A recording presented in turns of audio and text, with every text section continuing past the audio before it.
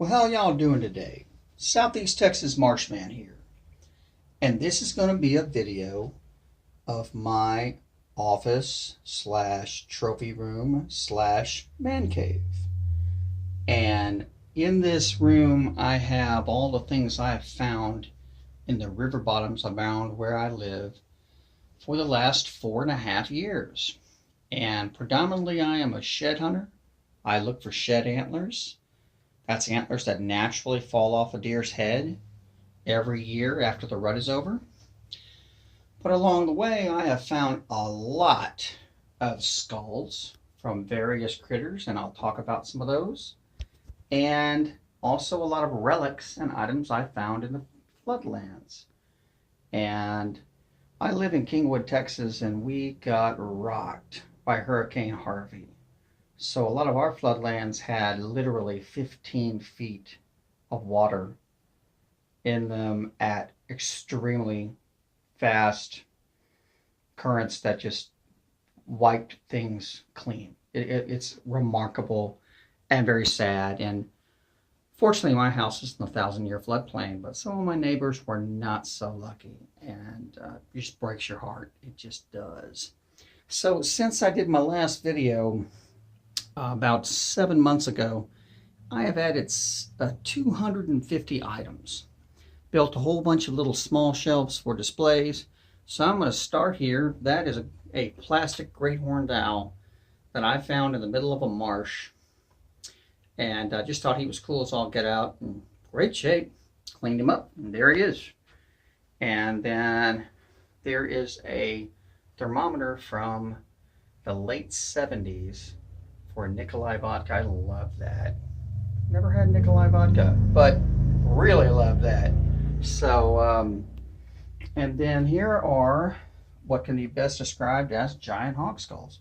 That one I found, he had been dead about a day. And everyone I talked to says he was probably in the 350-pound range. And his body was over 5 feet long. And then that one was probably in the 300-pound range. That's probably, according to his teeth, a 6-year-old. And that's probably a 5-year-old.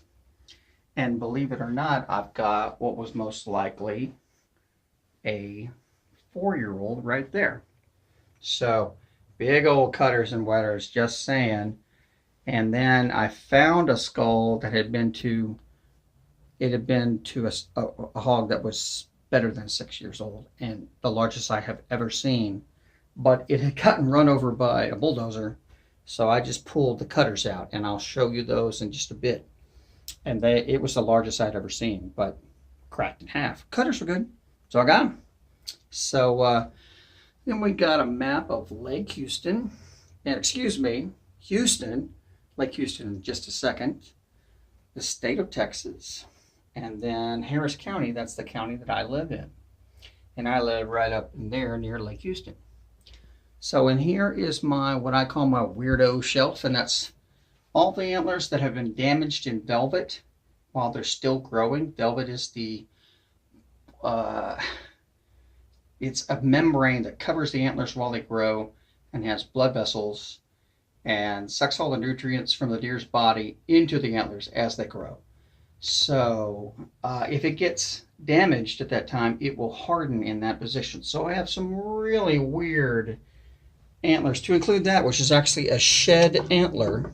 That's a shed. And I believe it's so dark because the velvet just kind of stayed on it and the amount of blood supply made it that way. That's my guess. Either way, cool as all get out. Can't believe I saw it, because basically it was mixed in with a bunch of cypress roots. But there it was. I saw it and got it, and good to go. One of the coolest things I've ever found. Very neat. And then over here I've got Lake Houston, and I live up there in that corner. So I have the east and west fork of the San Jacinto River all around me. And then all the floodlands around Lake Houston are right there. Johnny Walker Red Label sign from probably the 70s. Made of metal, needle torpedo, and love it. So then I've got these decoy ducks, many of which I either found in the river bottoms or bought at garage sales. That one I bought at a garage sale. It's made by the Animal Trap Company of Mississippi. And I bought it for $10. It's from the late 40s. And his head moves. He's made of wood. And then some of the others I found attached, those two I found attached to each other on the lakeshore. And just pulled my kayak right up and like, wow, pretty neato. So somebody told me that's called chocolate antlers. That is naturally the way his antlers were.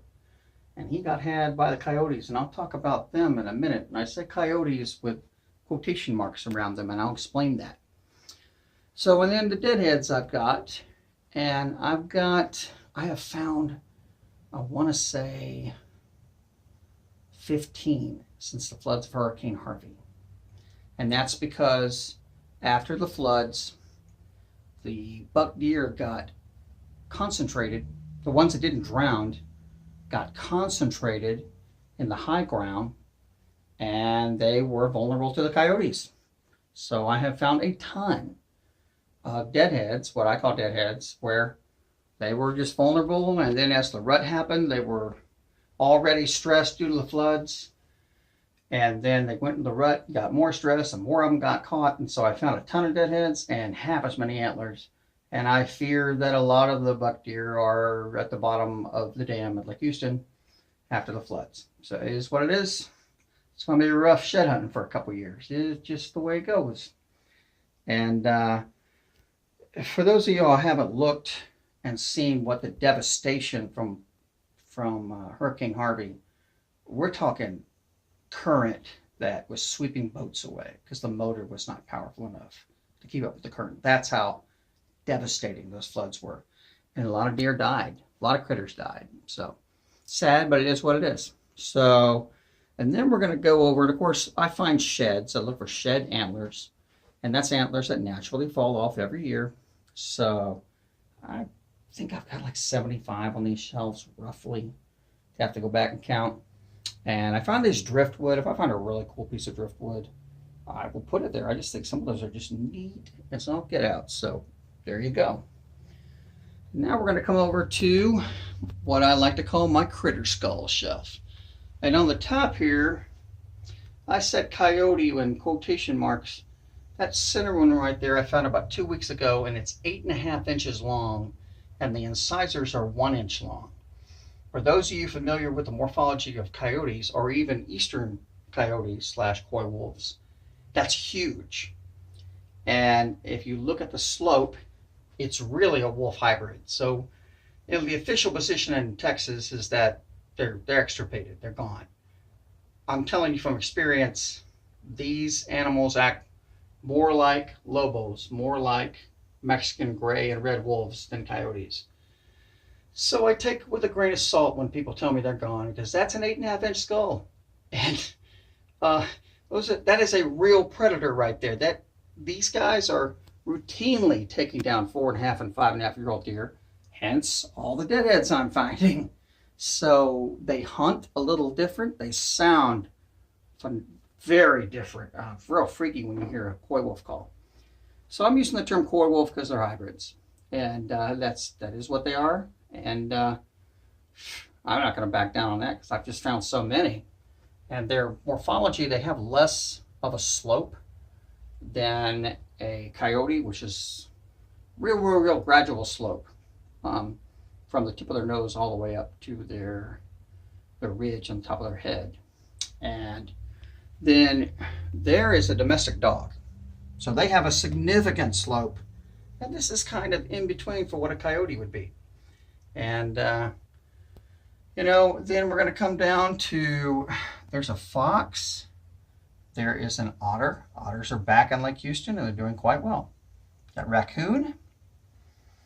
And then I've got bobcat right there. And then domestic cat, because unfortunately for the domestic cats, coyotes see them as food. And so I'll find their skulls occasionally in the marshlands near people's neighborhoods. Is what it is. So coyotes just think cat is the other white meat. So it's what it is. Right there is called a button fawn. And that was a fawn that was a boy, buck deer, going to be a buck deer, and he got caught by the coyotes. I think I even had him on my critter cam. He was a twin. And then they got him, and you can see where the pedicules are. It really looks wicked, but that's called a button fawn. Had no idea what I found. When I found it, I was like, what? They got another otter. Another otter. I've got 2 complete otter skulls. Just the floods are rough on otters, and I am sure they did not do well during Harvey. Goodness gracious. So you got baby hog skulls. And then over here is beaver. There are tons of beaver in Lake Houston. They're terribly destructive. Then we've got what is officially known as koi poo, but most people know them as neutral rats. They are an invasive species, or nutria. They're an invasive species, and they have pushed out the natural ecological niche holder, which is the muskrat. And I found a muskrat skull, and I was like, wow, that's a muskrat skull. They almost have been wiped out. So, and then you've got armadillo, duck, bigger duck, possum, common snapping turtle, mystery skull, I do not know what that is to, crow, that is turkey vulture, and then I believe these are rabbit, pretty sure these are rabbit skulls. And then we got another fox, mystery skull, do not know what that is to, have no idea. Another mystery skull, and then that's actually the jaw to the muskrat. And then that's a vertebrae to a giant hog. And couldn't find the hog skull, but hey, I found the vertebrae. And then that is a scale from what most likely a carp. And then that is the ridge to a pelican. And then I found this horn to a cow, and then another rabbit skull. So, and then you've got snake skeleton. That is honeybee, honeycomb to honeybee. Apple snail shells, that is a invasive species. And then there is our natural freshwater mussels. They can even get bigger than that. I've got several snake skins. And then down here, you got, of course, a little bit of white-tailed deer fur, not too long after he got caught. And then a lot of times they eat all of it. I got that and dried it out. And then that is a kind of map turtle. This is, I believe, a version or a type of slider turtle. And then there is it's a soft shell turtle. And then I've got some other maps. And then down here you've got what are box turtles. And I believe that is an ornate box turtle. But box turtles for sure. And then mud turtle, map turtle. And there you go. And here I built a shelf for some of the weird stuff that I find in the woods. And plastic rat, thought that was cool. Some people do not. Sometimes you find just in the bottomlands, you find artifacts. Just see a glint of blue, dug that out, and it's a gravy boat, probably from the 40s. And there's the RPM meter off of an old cat bulldozer, probably from the 40s or 50s. And that's a toilet float made of copper. Got some driftwood, got a really cool aluminum cup that somebody shot up probably 40, 50 years, really 50 or 60 years ago. And then there is the skull of an alligator gar. And pretty cool looking. And I've got some turquoise that was found actually in my yard because somebody put in a French drain. And the stone that they use, the white stone, comes from Central Texas, and there's turquoise mixed in with it, and I was finding it in my garden beds. So I just started sifting it out and put it all in one jar. Pretty neato. It is not native to this area, trust me. So, and found a lot of really cool bottles on the river bottoms. And, even Pepsi, which is not as popular a drink in the South. So to find a Pepsi-Cola bottle from 40, 50 years ago is unusual. And then we come over, got all my books, all of my wildlife books, my pamphlets, wildlife pamphlets. And, you know, my decoration can be kind of alcohol oriented sometimes. You know, Crown Royal. Lots of people try to get that sign off me and they just politely say, no, come on. So, and then there is a navigation chart for the Matagorda Bay, where a lot of my family live, and for the Intercoastal Waterway. So, and then there's an old, it's off the a boat type called an Oliver. It's not boat, it's a motor. It's been out of business since the 60s. Been gone a long time, but I found that deep in the woods, and I was like, you know what? The motor was completely almost gone, but it was just on the housing, which was fiberglass. So, and then I've got my shelf with all kinds of stuff to include I got geodes, got that stone right there that is completely round. It's actually from Europe. Found it on the ground, and it is most likely a sling stone. And who knows, several thousand years. You know, here people find a lot of arrowheads. There, sometimes you find sling stones, and I'm pretty sure that's what that is. So it's perfectly round. Picked it off the ground. So who knew? And then geode, crystal, got some other fossils, and got some brain coral. And that somebody threw that. They threw out the contents of their saltwater aquarium into the green belts, and I found that in the green belt here in Kingwood. Who knew? Petrified wood. Not expected. Didn't expect to find that. And actually, that right there is more coral that I found in the green belts. Somebody threw it, and it wasn't in the same area. So I guess when they were done with their saltwater aquarium, they just threw it in the green belts where I found it. Strange stuff. Barnacles. Really cool. And then more fossils. And then, yes, that is somebody's marijuana pipes. Where once in a while I'll be going through looking for sheds, and it'll be near a park. And if somebody has their stash and their marijuana pipe in the woods, I find it. It's mine. Clean it up. Don't leave it in a park. Duh. So then some other strange stuff, like that's for anabolic steroids. I found that discarded in the green belts. Got some other, that's for aspirin. Found that actually in a deep in a drainage area of a park, and that's probably from the 40s.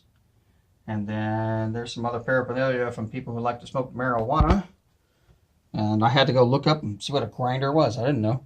And then here is the tusk to that boar that was the biggest I've ever found. And these are just monsters. I think I measured them at the time. They were 5.5 inches long off the top of my head. So the biggest I've ever found. And then I've got, these are the tags that come off of docks that had washed into the marshland after big floods. Been broken up, and been there 15, 20 years, and I'm like, why not? So got a few of those, and then got a squirrel tail there, and turtle heads, mud turtle shells. One's a mud turtle, and I believe one's a map turtle. And if it's ridgy like that, it's usually a map turtle. So, and then there are dried skinks.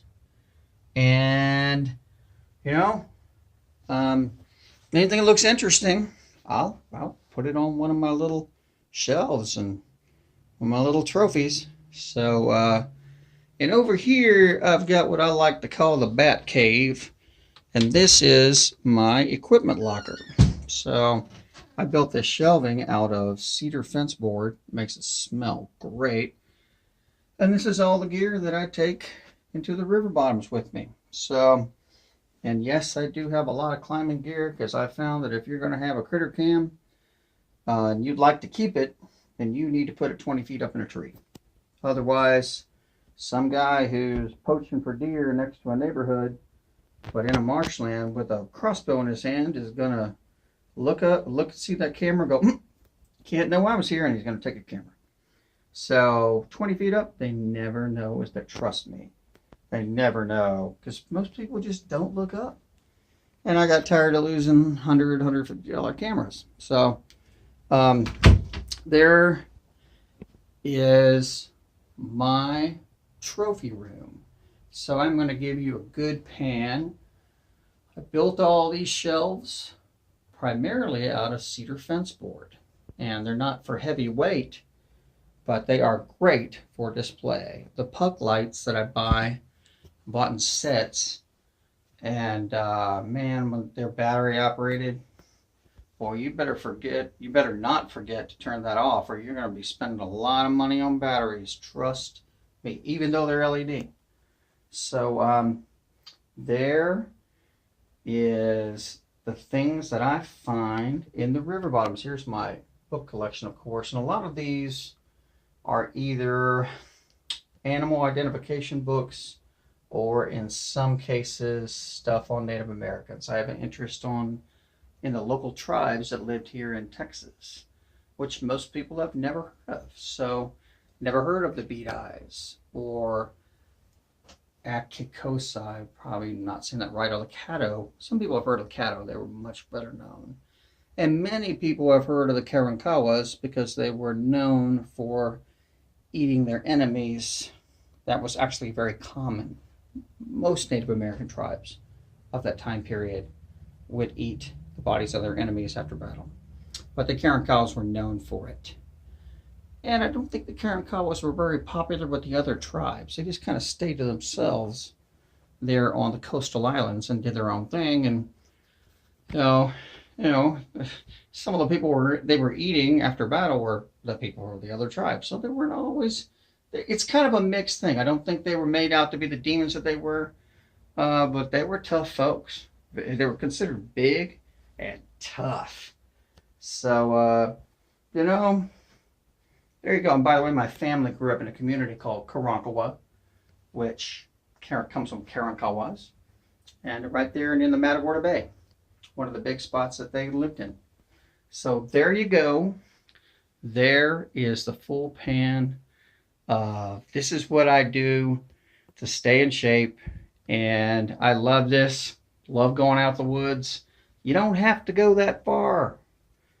You just gotta just go.